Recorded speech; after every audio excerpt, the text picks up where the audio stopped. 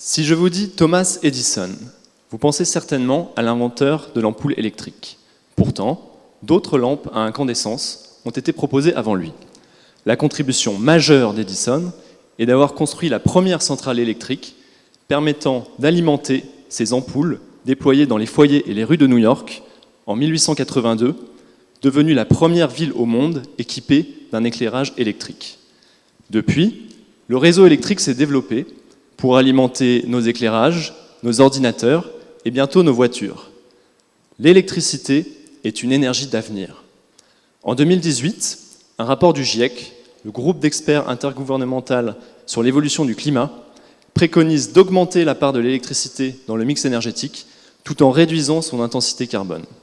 En effet, les centrales à charbon d'Edison émettent aujourd'hui 1 kg de CO2 par kilowattheure contre 55 grammes émis par des panneaux solaires et 7 grammes émis par des éoliennes, conception et exploitation des infrastructures comprises.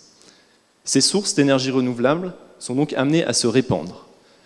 Leur volume de production étant plus modeste que celui des centrales à combustible, elles se déploient principalement à l'échelle locale pour alimenter un bâtiment tertiaire ou des logements. Mais ces sources d'énergie renouvelable nous posent un problème.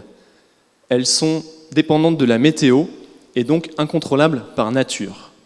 En face, la consommation d'énergie d'un bâtiment local est également aléatoire et la coordination spontanée entre production et consommation est peu probable.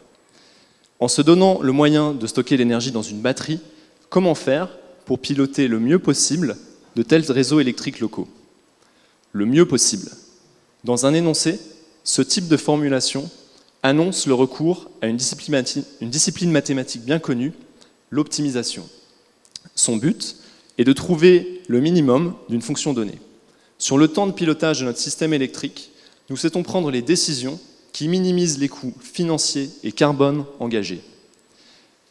Mais rappelez-vous, la production et la consommation d'énergie est aléatoire. Cet autre mot-clé fait référence aux probabilités, autre discipline mathématique célèbre. La rencontre entre optimisation et probabilité s'appelle l'optimisation stochastique. Au lieu de minimiser une fonction dépendant de quantités figées, nous cherchons des solutions dans un espace de variables aléatoires, minimisant en moyenne les coûts de pilotage du système.